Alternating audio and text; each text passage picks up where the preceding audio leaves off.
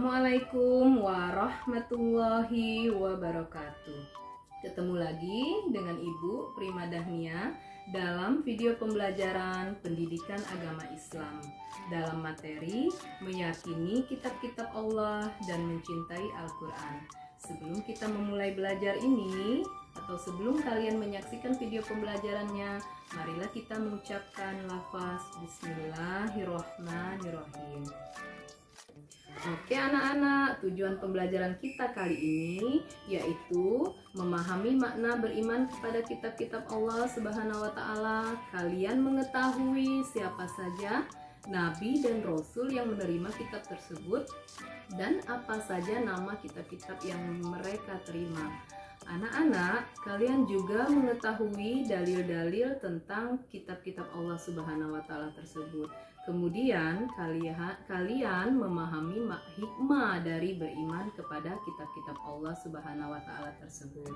Oke anak-anak, sebelum kalian menyaksikan video pembelajaran ini, jangan lupa tetap semangat dan jaga kesehatan.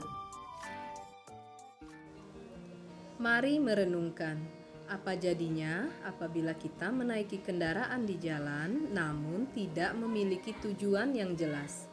Kita hanya akan berputar-putar tapi tidak tahu kemana akan pergi. Selain itu, kita hanya akan membuang-buang bahan bakar dan bahkan lama-kelamaan kita bisa tersesat. Demikian juga dengan kehidupan di dunia ini. Jika hidup ini tidak memiliki arah yang jelas dan tujuan yang benar, maka hanya akan menghabiskan usia tanpa memiliki manfaat dan kemudian tersesat. Oleh karena itu, Allah menurunkan kitab-kitabnya, dimulai dari kitab suci Taurat, Zabur, kitab suci Injil, dan Al-Quran.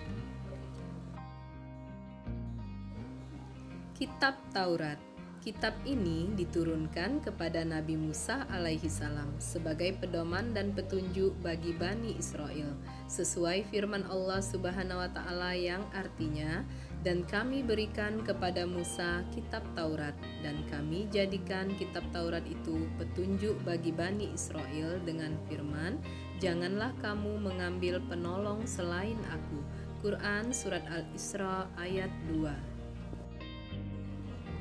2. Kitab Zabur. Kitab ini diturunkan kepada Nabi Daud alaihi salam sebagai pedoman dan petunjuk bagi umatnya. Firman Allah artinya, dan kami berikan Zabur kepada Daud. Quran Surat Al-Isra ayat 55. Kitab Zabur atau Mazmur berisi kumpulan nyanyian dan pujian kepada Allah atas segala nikmat yang telah dikaruniakannya. Selain itu, berisi zikir, doa, nasihat, dan kata-kata hikmah. Selanjutnya, Kitab Injil. Kitab Injil diturunkan kepada Nabi Isa pada permulaan abad 1 Masehi, 11 abad setelah Kitab Zabur. Kitab Injil sendiri diwahyukan di daerah Yerusalem dengan bahasa Suryani dan diperuntukkan bagi Bani Israel. Keterangan tentang kitab Injil ini terdapat dalam Quran Surat Maryam ayat 30 yang artinya, berkata Isa, sesungguhnya aku ini hamba Allah. Dia memberiku Alkitab yaitu Injil dan dia menjadikan aku seorang nabi. Adapun isi secara umum kitab Injil adalah sebagai berikut. 1.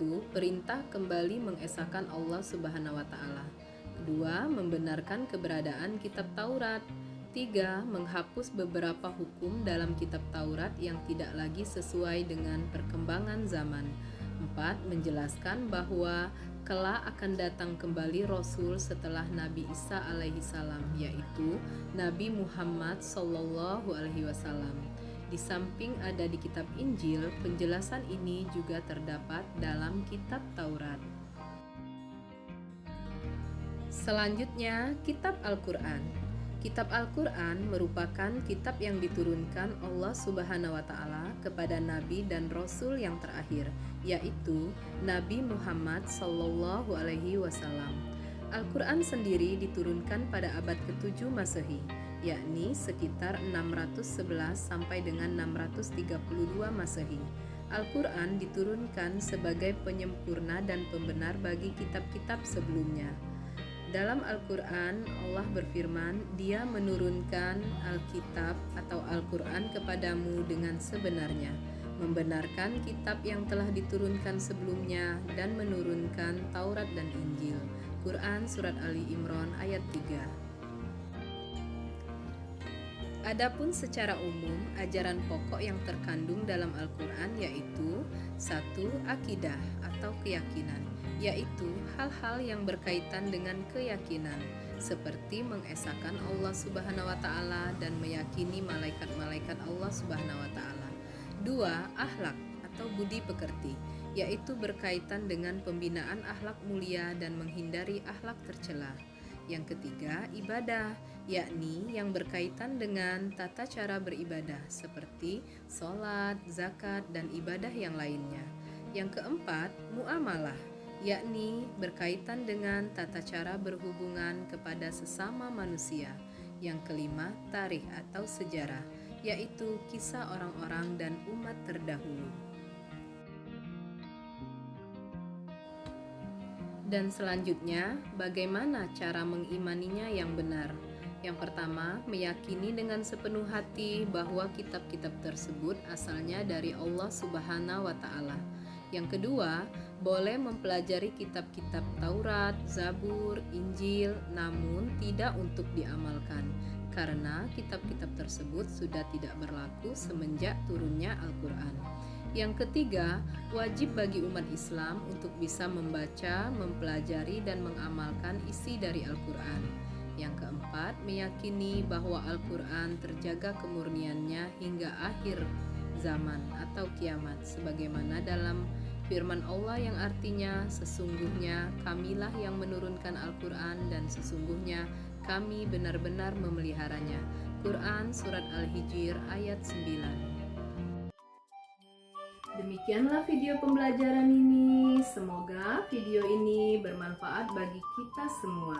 Wassalamualaikum warahmatullahi wabarakatuh.